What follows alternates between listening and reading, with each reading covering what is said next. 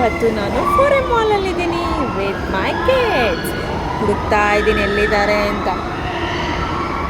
ಎಲ್ಲಿದ್ದಾರೆ ಗೊತ್ತಿಲ್ಲ, ಬಟ್ ಇದು ತುಂಬ ದೊಡ್ಡದಾಗಿದೆ. ಹುಡುಕ್ತಾ ಇದ್ದೀನಿ. I don't know where are they. ಯುಗ,